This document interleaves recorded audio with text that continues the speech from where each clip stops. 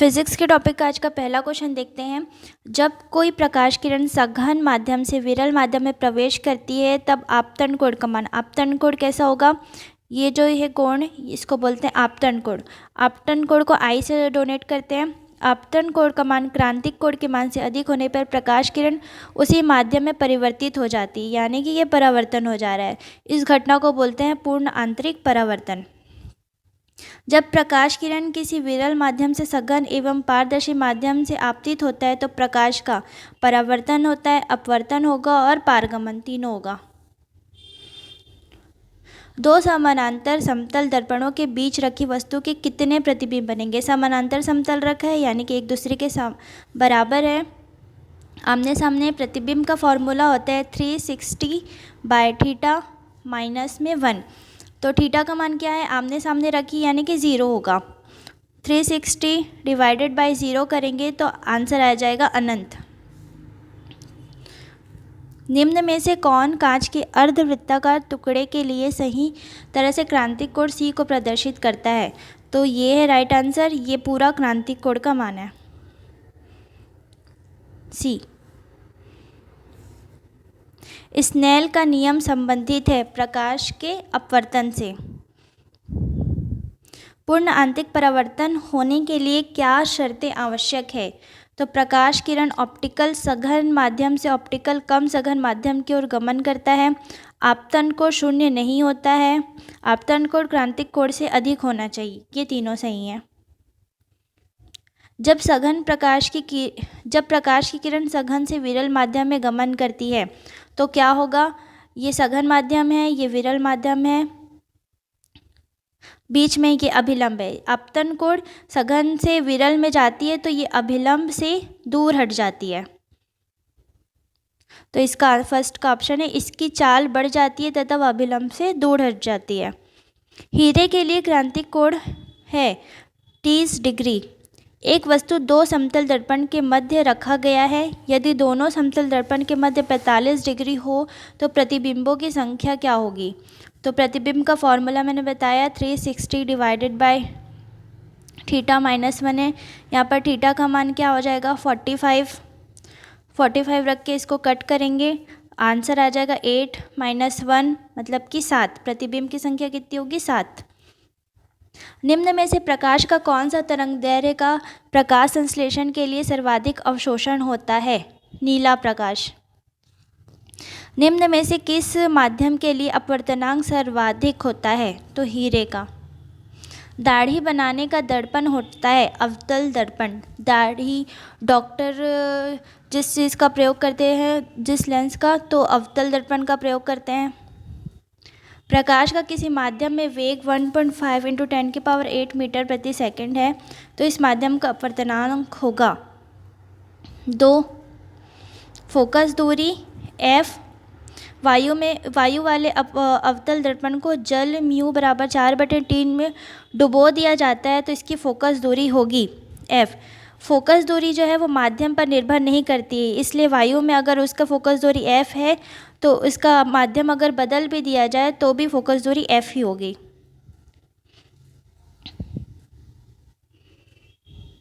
किसी अवतल दर्पण द्वारा अनंत तथा दर्पण के ध्रुव P के बीच रखे बिंब के प्रतिबिंब की प्रकृति क्या होगी। आभासी तथा सीधा।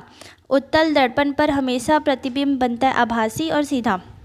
जब प्रकाश एक माध्यम से दूसरे माध्यम में जाता है तो निम्न में से कौन नहीं बदलती। तो आवृत्ति नहीं बदलती है। तंतु निम्नलिखित कथन पर विचार करना है। तंतु प्रकाशिकी पूर्ण आंतरिक परावर्तन सिद्धांत पर आधारित है। तंतु प्रकाशिकी यानी कि ऑप्टिकल फाइबर, जिसका प्रयोग डाटा को स्थानांतरित करने के लिए किया जाता है, तो ये पूर्ण आंतरिक परावर्तन पर सिद्धांत पर आधारित है। प्रकाश तंत्र में ऊर्जा उपभोग अत्यधिक कम होता है, ये सही है। प्रकाशित तंतु संचार रेडियो आवृत्ति अवरोध से मुक्त होती है, इसलिए ज़्यादातर इसका उपयोग किया जाता है। प्रकाश में प्रकाशिक तंतु के निर्माण में रिलायंस उद्योग समूह सन्नद्ध है, तो ये गलत है। 1, 2, 3 सही है। हमें हरी घास का रंग हरा दिखाई देता है क्योंकि हरे रंग के प्रकाश को हमारी आंखों से परावर्तित होता है। जो भी कलर होता है वो परावर्तन के कारण हमें दिखाई देता है। किसी वस्तु का पूरा प्रतिबिंब देखने के लिए समतल दर्पण की न्यूनतम ऊंचाई होनी चाहिए, तो व्यक्ति की ऊंचाई का आधा होना चाहिए। यदि कोई व्यक्ति पानी भरी बाल्टी में पड़े एक सिक्के को देखता है तो उसे सिक्का अपने वास्तविक स्थल से अपेक्षाकृत निकट लगेगा।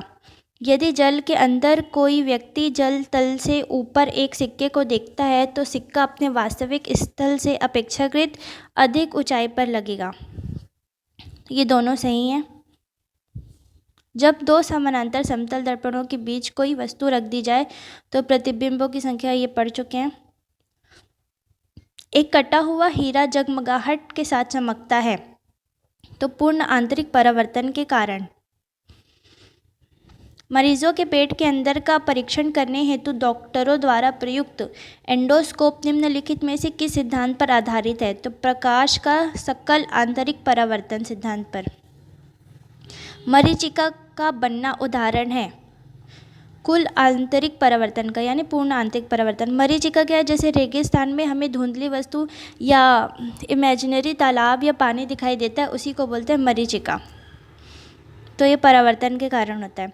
जब प्रकाश की किरण सघन माध्यम से विरल माध्यम में गमन करती है तो अभिलंब से दूर हट जाती है, ये पढ़ चुके हैं। प्रकाश तंतु ऑप्टिकल फाइबर किस सिद्धांत पर आधारित करती है? तो पूर्ण आंतरिक परावर्तन पर। निम्नलिखित में से किसका वेग अधिकतम होता है? प्रकाश का। नीचे दो व्यक्त है, सही कथन चुनना है। कथन है हीरा अपने ही आकार के अनुकारी कांच से अधिक झिलमिलाता है, जो कि सही है। हीरे का अपवर्तनांक कांच के अपवर्तनांक से कम होता है, जो कि गलत है। ए सही है, आर गलत है। कथन है यातायात संकेतों पर जड़ी हुई कांच की छोटी छोटी मणिकाएं उन पर प्रकाश पड़ने पर तेजी से चमकने लगती है। प्रकाश पूर्णतः परावर्तित होता है तब आपतन का कोण एक निश्चित क्रांतिक मान से अधिक हो जाता है एवं अपेक्षाकृत सघन माध्यम से गुजरता हुआ प्रकाश एक अपेक्षाकृत विरल माध्यम से परावर्तित होता है। तो ए और आर दोनों सही हैं। एक छड़ी जो तल से तिरछी स्थिति में डुबाया गया है, यदि बगल से देखा जाए तो छड़ी छोटी और जल की सतह पर झुकी हुई प्रतीत होती है। हाँ, ये सही है। छड़ी से आने वाला प्रकाश जल अणुओं से प्रकीर्णित होकर छड़ी के छोटी एवं झुकी हुई होने का आभास देता है, जो कि गलत है। ये अपवर्तन के सिद्धांत के कारण हमें जो छड़ है वो टेढ़ी या छोटी दिखाई देती है, फैल जाने के कारण। तो ए सही है पर आर गलत है। किसी 4 फीट के व्यक्ति को अपना पूरा प्रतिबिंब देखने के लिए समतल दर्पण की न्यूनतम लंबाई क्या होना चाहिए? व्यक्ति का जो लंबाई है उससे आधी समतल दर्पण की लंबाई होनी चाहिए, तो ये 2 फीट होगा। 4 फीट का व्यक्ति है तो 2 फीट। किसी समतल दर्पण की फोकस दूरी क्या होगी? अनंत। 2 मीटर प्रति सेकंड की गति से एक व्यक्ति ऊर्ध्वाधर समतल दर्पण की तरफ आ रहा है, वह किस गति से अपने प्रतिबिंब की ओर आएगा? तो इसका फॉर्मूला होता है प्रतिबिंब का जो वेग है वो उसका 2 गुना होगा। जैसे जो व्यक्ति है 2 मीटर प्रति सेकंड से दौड़ रहा है तो प्रतिबिंब का वेग इसका 2 गुना हो जाएगा, यानी 4 मीटर प्रति सेकंड के वेग से वो गति करेगा। एक वस्तु अवतल दर्पण के सामने 15 सेंटीमीटर दूरी पर रखी अवतल दर्पण की फोकस दूरी 30 सेंटीमीटर है। इस दर्पण द्वारा बना प्रतिबिंब होगा आभासी, बड़ा और सीधा। अवतल दर्पण पर हमेशा प्रतिबिंब आभासी, बड़ा और सीधा बनता है, इसलिए डॉक्टर या नाउ इसका प्रयोग करते हैं। कांच से वायु में प्रवेश करते हुए प्रकाश का क्रांतिक कोण किस रंग के लिए न्यूनतम होगा? बैंगनी के लिए। अधिकतम होगा लाल के लिए। एक वस्तु 45 डिग्री पर झुके हुए 2 दर्पणों के बीच में रखी है, इस वस्तु के कितने प्रतिबिंब होंगे? ये सॉल्व कर चुके हैं हम, 7। पूर्ण आंतरिक परावर्तन होता है जब प्रकाश जाता है कांच से पानी में। गर्मियों में मृग तृष्णा की घटना किस कारण देखी जाती है? तो पूर्ण आंतरिक परावर्तन के कारण देखी जाती है, जैसे रेगिस्तान में।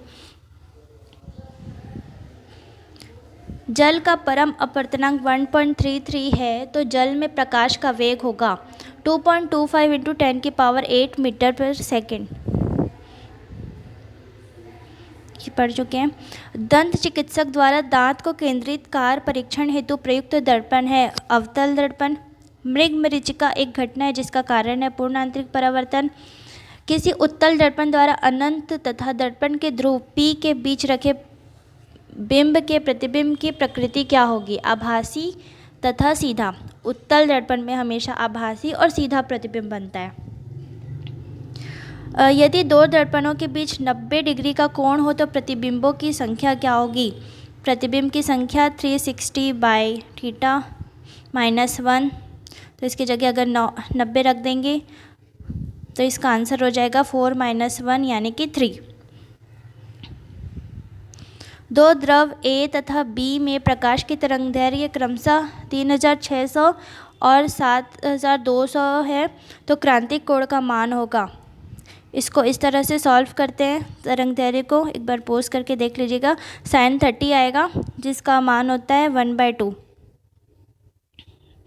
10 सेंटीमीटर फोकस दूरी के अवतल दर्पण के सम्मुख 2 सेंटीमीटर लंबी वस्तु 15 सेंटीमीटर की दूरी पर स्थित है तो प्रतिबिंब का आकार तथा प्रकृति होगी 4 सेंटीमीटर और वास्तविक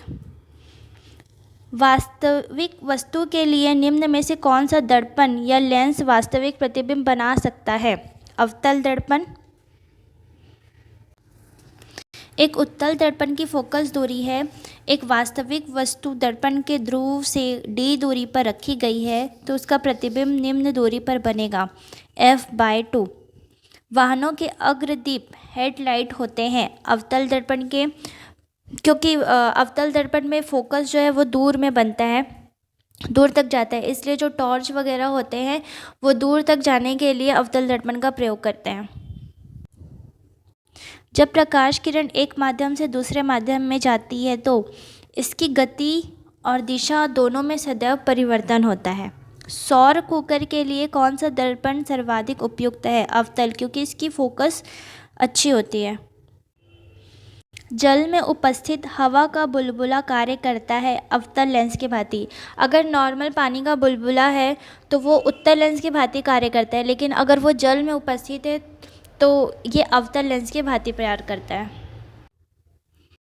उत्तल लेंस फोकस पर एक वास्तविक बिंदु आकार की छवि बनाता है। वस्तु को अनंत पर रखा जाता है तब। अगर वस्तु को फोकस दूरी पर रखा जाएगा तो उसका जो प्रतिबिंब है वो अनंत पर बनेगा, लेकिन अगर उत्तल लेंस में वस्तु की छवि को अनंत पर रखा जाएगा तो ये फोकस दूरी पर बनेगा। रोगी के दांत को देखने के लिए दांत के डॉक्टर द्वारा इनमें से किसका प्रयोग किया जाता है? उत्तल लेंस का।